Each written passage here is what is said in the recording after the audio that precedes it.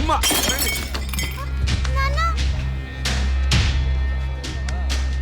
ఒకరోజు కోర్టులో నాన్నకి జరిగిన చిన్న అవమానానికి అక్కలో ఉన్న నేను జడ్జ్ అవ్వాలని నిర్ణయించుకున్నా. అక్క ఎక్కడున్నా నేను అక్కతో పాటే ఉండేదాన్ని. నేను తనకి కనిపిస్తానన్న విషయం అమ్మా నాన్నలతో చెప్పకూడదని ఇద్దరం ప్రామిస్ చేసుకున్నాం. ఎందుకంటే నన్ను పంపించేస్తారేమోనన్న భయం. అలా 7 సంవత్సరాల పాటు అక్క నేను కలిసి పెరిగాం. అమ్మా నాన్నల ప్రేమ నేను కూడా అక్కలాగే పొందాను. ఒకరోజు అక్కకి జ్వరం వస్తే డాక్టర్ దగ్గరికి వెళ్ళాం. పాపకి టాబ్లెట్లు వాడండి. చాలా సంతోషం డాక్టర్ గారు. వస్తాం. నమస్తే. రామ్మా. మీ పాప అండి? అవునమ్మా. ఎంత పెద్దదైపోయింది. మీ హాస్పిటల్లోనే కదా పురుడు పోశారు. ఉంటానమ్మా. ఆ తాగుబోతు డాక్టర్ ఆ రోజు తాగేసి పాపకు ఆపరేషన్ చేశాడు. పాపం ఆ పాప నరం కట్టయి చనిపోయింది.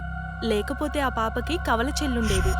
ఇన్నాళ్ళు నాకు అన్యాయం చేసింది దేవుడు అనుకున్నాను. కాదు, ఒక డాక్టర్. పాపా, నువ్వు ఈ టాబ్లెట్లు వేసుకుంటే అన్నీ తగ్గిపోతాయి నా బంగారం. కాదు నాన్న, యొక్క టాబ్లెట్ నాన్న, ప్లీజ్ నాన్న.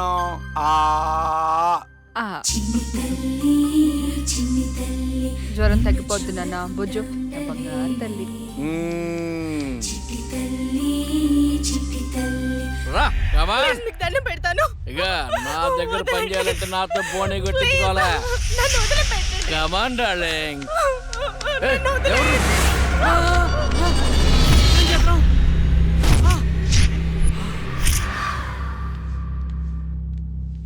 పాపా, పాపా, తులసి, పాప ఎక్కడ? అదే అర్థం కావట్లేదండి. ఎక్కడికి వెళ్ళింది?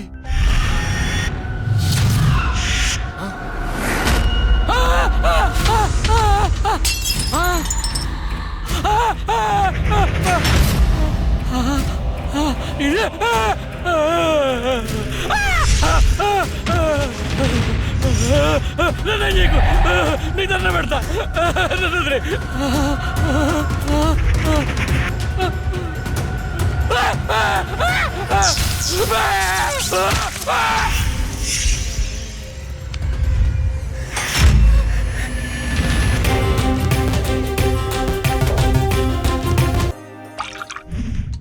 గురువు గారండి, మా అమ్మాయి లా పాస్ అయిందండి. ఇక నుండి మా అమ్మాయి పేరు లక్ష్మి కాదండి, లాయర్ లక్ష్మి.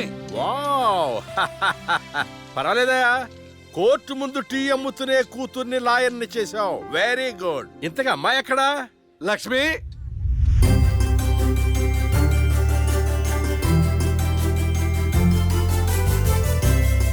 ఏంటి నాన్న పిలిచారు? సార్, మా అమ్మాయి లక్ష్మి.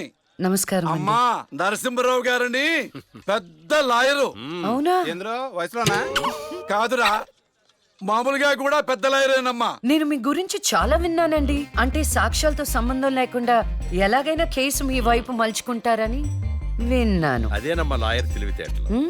అది సరే, ఇంతకీ నువ్వు సొంతగా ప్రాక్టీస్ చేద్దాం అనుకుంటున్నావా, లేక నాలాంటి వాడి దగ్గర అసిస్టెంట్ గా చేద్దాం అనుకుంటున్నావా? అంటే ఇంకొకరి దగ్గర చేస్తే వాళ్ళ ఇన్ఫ్లుయెన్స్ నా పైన పడుతుంది కదండి.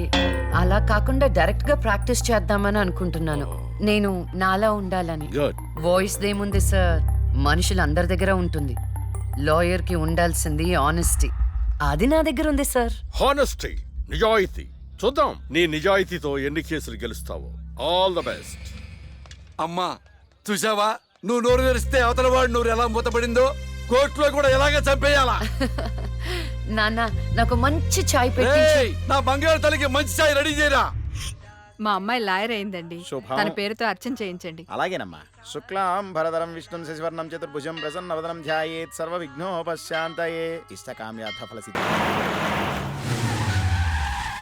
అక్క లాయర్ కన్నా జడ్జ్ గానే సూట్ అవుతుంది. చిన్నప్పటి నుంచి పార్షాలిటీ లేకుండా ఏది న్యాయమో ఏది అన్యాయమో తెగేసి చెప్పేది.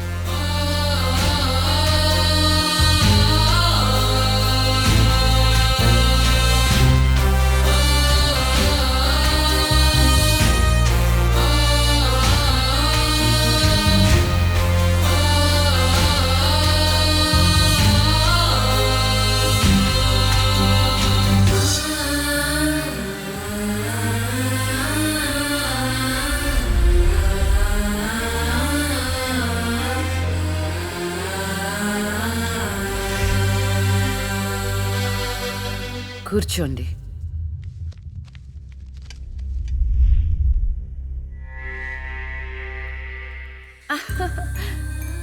All the best.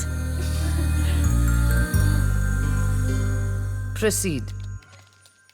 Your honour, ఈ బోనులో ఉన్న రాజీవ్ అనే యువకుడు స్వయానా ఎమ్మెల్యే గారి ముద్దుల కొడుకు.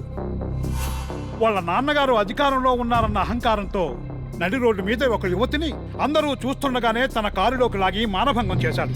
అంతేకాదు యువర్ ఆనర్, అదే కారుతో ఆ అమ్మాయిని గుద్ది చంపేశాడు యువర్ ఆనర్. ఈ ఘటన జరిగి 4 సంవత్సరాలు అవుతుంది. ఈ రాజీవే హంతకుడని అందరికీ తెలుసు, కానీ ఇంతవరకు నిందితుడికి శిక్ష పడలేదు your honour. Objection your honour. Objection sustained. Thank you. ఈ పేపర్లో, టీవీల్లో వచ్చిన వార్తల ఆధారంగా శిక్షిస్తూ పోతే జైళ్లు నిండేవి యువర్ ఆనర్. ఈయన క్లయింట్ ఎమ్మెల్యే గారి కొడుకు అవటం వలన అతన్ని రాజకీయంగా దెబ్బ కొట్టాలనే ఉద్దేశంతో ఈ ప్రతిపక్షాలన్నీ ఏకమై ఈ ఛానళ్ల వాళ్ళతో కలిసి పనిన కుట్ర మాత్రమే ఇది.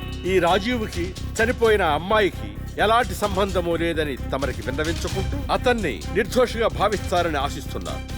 That's all your honour. Objection your honour. ఇలాంటి వాళ్ళకి శిక్ష పడకపోతే ఎంతో మంది అమ్మాయిలు బలైపోతూనే ఉంటారు. నేను ఇదివరకు ఎన్నో సాక్ష్యాలను కోర్టులో ప్రవేశపెట్టడం జరిగింది యువర్ ఆనర్.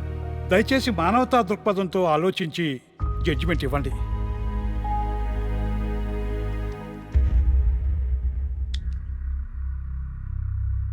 ఈ కేసు పూర్వాపరాలు పరిశీలించిన మీదట సాక్ష్యాధారాలు తారుమారు చేసి ఈ కేసుని పక్కదారి పట్టించడానికి ప్రయత్నం జరిగిందని నాకు అర్థమైంది.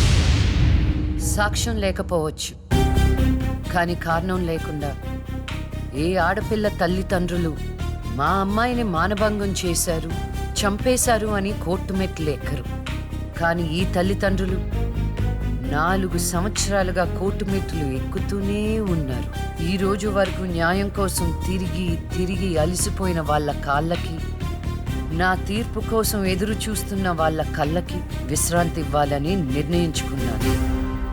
ఇక్కడున్న ప్రత్యక్ష సాక్ష్యాలను రాతపూర్వకంగా సాక్ష్యాధారాలని స్వీకరించండి.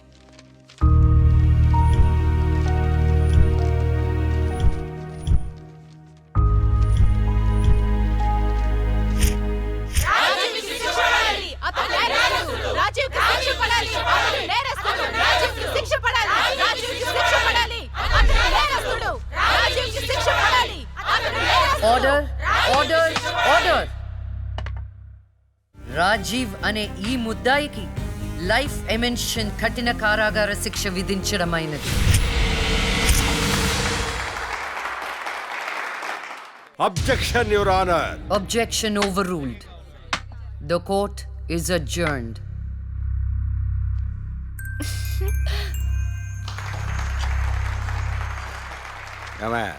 కొత్తగా వచ్చింది అంటే ఏ సీమ టపాకాయో సిసింద్రియో అనుకున్నాం. లక్ష్మీ బాంబు. జాగ్రత్తగా ఉండు. చెమటలు పట్టించేస్తుంది సార్.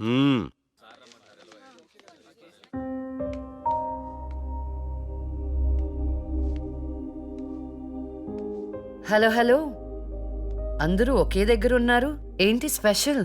చేపల పులుసు మేడం. ఓహో, తినండి తినండి. మీ అందరికీ ఒక విషయం చెప్పేద్దామని వచ్చాను. ఇక మీదట దొంగ సాక్ష్యాల్ని ఎంకరేజ్ చేయకూడదు, న్యాయంగానే వాదించాలి. ఏమిటి మేడం, ఏం మాట్లాడుతున్నారు? ఇంకెలా మాట్లాడమంటారండి? కోర్టుని కూరగాయల మార్కెట్లా తయారు చేశారు. స్టేషనరీ నుండి సాక్ష్యాల వరకు ప్రతిదీ అమ్మకమే. మర్డర్ కేసుకో రేటు, దొమ్మి కేసుకో రేటు, రేప్ కేసుకో రేటు. చిచి, చెప్పుకుంటేనే సిగ్గుచేటు. సంపాదించుకుంది చాలు, ఇక అన్నీ మారాలి. అన్నీ మారతాయి. ఇక నుండి దొంగ సాక్ష్యాలు చెప్పేవాళ్ళు కోర్టు సరౌండింగ్స్ లో కూడా కనిపించడానికి వీల్లేదు. ఎవడైనా కక్కుర్తిపడి డబ్బు కోసం దొంగ సాక్ష్యాలతో కేసుని గెలిపించుకోవాలని చూస్తే వాళ్ళని కూడా నేరస్తుల బోన్లో నిలబెడతా, శిక్షలో షేరింగ్ ఇప్పిస్తా. ఇక నుంచి న్యాయం గెలవాలి, న్యాయమే గెలవాలి, న్యాయమే గెలవాలి, న్యాయమే గెలవాలి, న్యాయమే గెలవాలి. ప్రశాంతంగా ఉన్న అక్క జీవితంలో ఒకరోజు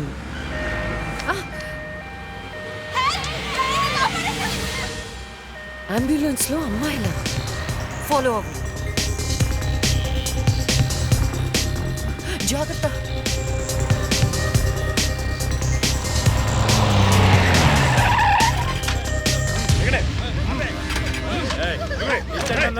చలో జల్దీ చలో చలో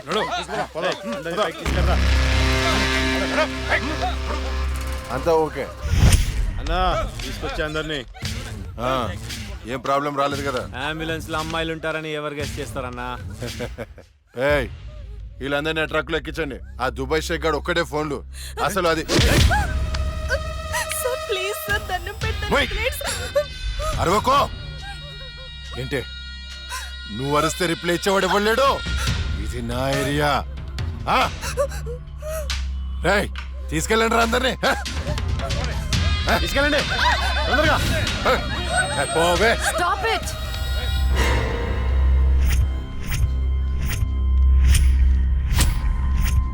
ఇవ్వచ్చువే నువ్వు. అది తర్వాత. హాస్పిటల్ కి వెళ్లాల్సిన బండి ఇక్కడికి వచ్చింది ఏంటి? ఏంటి పాప క్లారిఫికేషన్ కావాలంట? రేయ్ ఇచ్చేయండి రా. అమ్మాయే కదా అని అలుసుగా చూస్తున్నారేమో. లక్ష్మి, జస్టిస్ లక్ష్మి ఆవేశపడి అటాక్ ను చేశారో ఆక్సిజన్ ఆగిపోద్ది. Arrest him.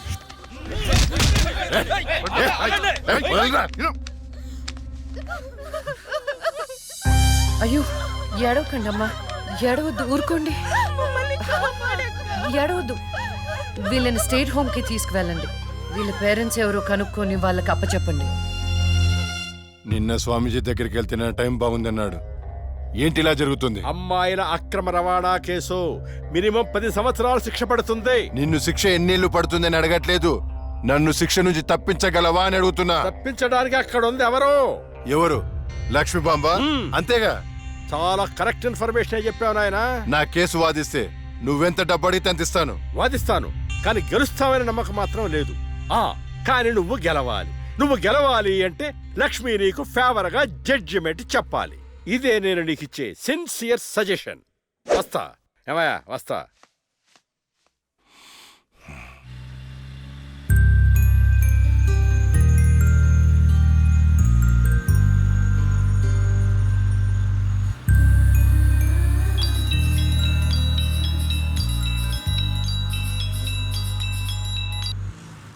హలో, వైకుంఠాన్ని నా కేసు విషయంలో పోలీసు నుండి లాయర్ల వరకు అందరూ నా చేతుల్లో లేదు, నా చేతుల్లో లేదని చేతులు ఎత్తేస్తున్నారు. కారణం నువ్వంటే భయం. ఆ భయాన్ని కోరేట్ ఫిక్స్ చేశాను. కోటి రూపాయలు. నువ్వు రేట్ ఫిక్స్ చేసింది వాళ్ళల్లో ఉన్న భయానికి కాదు, నాలో ఉన్న నిజాయితీకి. నువ్వు కోటి పక్కన ఎన్ని సున్నాలు పెట్టినా దాన్ని కొనలేవు. ఏ జడ్జి, ఏయ్, ఏంటే నీ పొగరు? డబ్బుంటే ఏదైనా కొనొచ్చనే నీ మైండ్ సెట్ క్యాన్సర్ కంటే డేంజర్. దానికి ఆల్రెడీ ట్రీట్మెంట్ స్టార్ట్ చేశా. ఏంటి నువ్వు చేసేది? కొన్నాళ్ల పాటు జనాల మధ్య తిరగకుండా ఊసలు లెక్క పెడుతూ చిప్పకూడు తింటే ఆటోమేటిక్ గా సెట్ అవుతావు. నిజంగానే ఇది లక్ష్మీ బాంబు. అక్క నువ్వు సూపరే. నిజమా? వాడిని బెదరగొట్టేశావు. హై ఫై.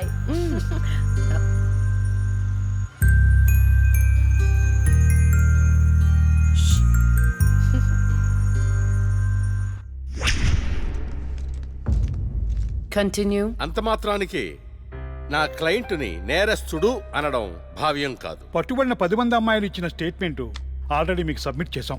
న్యాయాన్ని గెలిపించండి. సాక్ష్యాధారాలన్నీ పరిశీలించిన మీదట వైకుంఠం అనబడే ఈ ముద్దాయికి IPC 302 సెక్షన్ ప్రకారం 7 సంవత్సరాల కఠిన కారాగార శిక్ష విధించడమైనది.